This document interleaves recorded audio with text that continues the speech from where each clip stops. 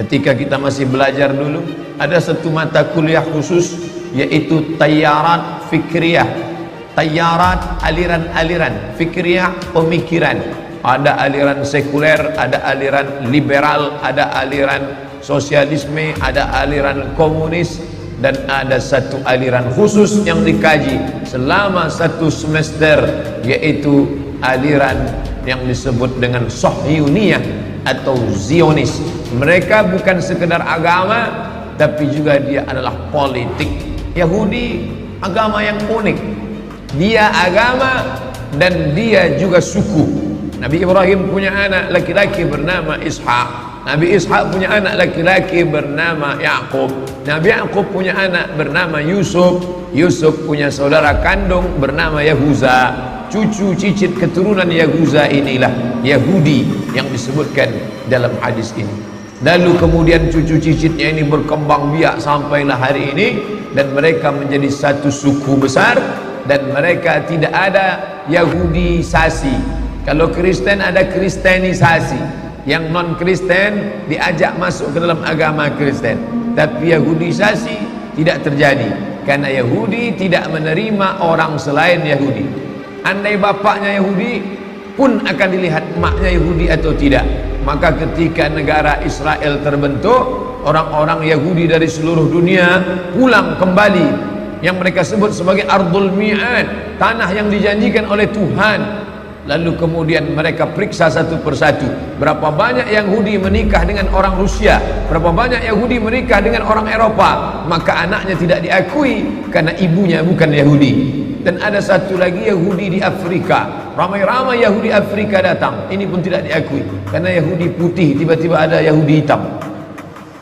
Yang dimuliakan Allah Subhanahu wa ta'ala. Oleh sebab itu mereka agama sekaligus juga suku. Kalau kita, kamu sukunya apa? Sukunya Melayu, agama Islam. Kamu suku apa? Suku Batak, agama Islam. Kamu suku apa? Suku Minangkabau, agama Islam. Mereka tidak. Suku Yahudi, agama Yahudi. Lalu kemudian suku dan agama ini berpikir tentang menciptakan sebuah negara. Itu berasal dari pikiran Theodor Herzl. Theodor Herzl, seorang wartawan Yahudi, berpikir ketika dia melihat ada negara besar, negara itu bernama Serbia, yang pernah membantai umat Islam di Bosnia atas nama Slobodan Milosevic. Negara Eropa, negara Rusia yang besar waktu itu bernama Serbia. Maka Theodor Herzl berpikir, kalau Serbia punya negara, mengapa kita orang Yahudi tidak punya negara? Maka dia kumpulkan orang-orang Yahudi dari seluruh dunia, maka mereka pun berkumpul. Inilah cikal bakal Zionis yang ingin mendirikan sebuah negara. Akhirnya tahun 1946 mereka pun berhasil mendapatkan tanah Palestina. Sebelumnya utusan Theodor Herzl datang menghadap Sultan Abdul Hamid di Turki. Sultan Abdul Hamid, ini ada beribu-ribu keping uang emas, terimalah, kami ingin membeli tanah Palestina. Sultan Abdul Hamid menolak emas-emas itu. Dia katakan Palestina direbut dengan tetesan darah para syuhada. Mereka mati karena Allah Subhanahu wa ta'ala. Aku tidak akan menjual sejengkal pun tanah Palestina kepada kalian.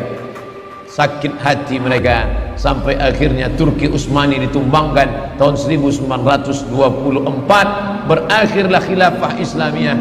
Maka dengan itu muluslah perjalanan Yahudi. 1924 Turki Utsmani tumbang. 1946 umat Islam terpecah-pecah. Belanda menjajah Indonesia, Inggris menjajah Malaysia, Brunei Darussalam, Singapura, Prancis menjajah Mesir, Libya, Tunisia, Aljazair, lalu kemudian Itali menjajah Libya.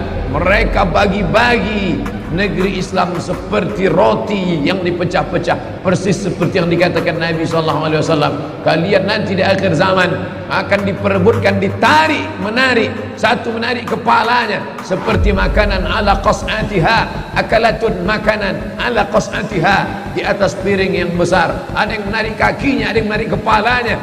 aqillatun nahnu yawma idzin ya Rasulullah. Mereka merebut kami. Apakah kami waktu itu sedikit ya Rasulullah? Kata Nabi, tidak. Bal antum katsirun. Kalian ramai, kalian banyak. Lakinnakum ghusaun ka ghusais sail. Tapi kalian seperti buih di tengah lautan, dipukul ombak, dihempas gelombang. Kalian tak punya kepemimpinan karena Turki Utsmani sudah tumbang, tak lagi punya panutan. Apa yang dikatakan itu terwujud 1946, maka kebetulan Palestina dipegang oleh Inggris. Inggrislah yang memikul dosa terbesar. Bagaimana Palestina bisa jatuh ke tangan Israel, laknatullah alaihim. Lalu kemudian Palestina bulat-bulat diserahkan oleh Inggris. Ini bumi Palestina diberikannya kepada orang-orang Yahudi. Sejak 1946 seluruh Yahudi dunia, Yahudi Rusia, Yahudi Eropa, Yahudi Amerika, Yahudi yang ada di Arab, mereka kembali beramai-ramai ke tanah Palestina. Dan sekarang semua Yahudi yang sudah pulang lebih kurang 5 juta orang. Penduduk Riau 6,5 juta. Yahudi hanya 5 juta saja. Tapi mereka menguasai ekonomi, perfilman, hiburan. Anak-anak kita menonton film karton, sinetron, horor, film perang. Siapa yang memproduksinya? Warner Bros. Warner Bros Yahudi. Steven Spielberg Yahudi yang mengobok-obok ekonomi umat Islam. Ketika dia lihat ini perlu dihancurkan, ini perlu diangkat, ini perlu dijempaskan, ini perlu. Siapa lagi kalau bukan George Soros? George Soros pun Yahudi. Maka semua presiden-presiden Amerika itu akan naik atas lobby-lobby Yahudi. Syekh Ali Jarisah, Syekh Dr. Ali Jarisah, dosen Universitas Madinah Islamiyah, Al-Jami'ah Al-Islamiyah bil Madinah Al-Munawwarah, Universitas Islam Madinah, tahun 70-an sudah menulis dalam bukunya bahwa pegawai-pegawai yang ada di PBB, United Nations, Al-Umamul Muttahidah, itu sebagian besarnya adalah Yahudi. Oleh sebab itu ketika umat Islam yang tertindas, mereka diam seakan-akan tak terjadi apa-apa. Tapi kalau kaum minoritas lain yang tertindas, mereka menyuarakan harus merdeka, harus bebas dari penjajahan, harus dilepaskan. Tapi kalau umat Islam, mereka diam, mereka sepi daripada komentar. Kenapa? Karena tidak ada kepentingan di dalamnya.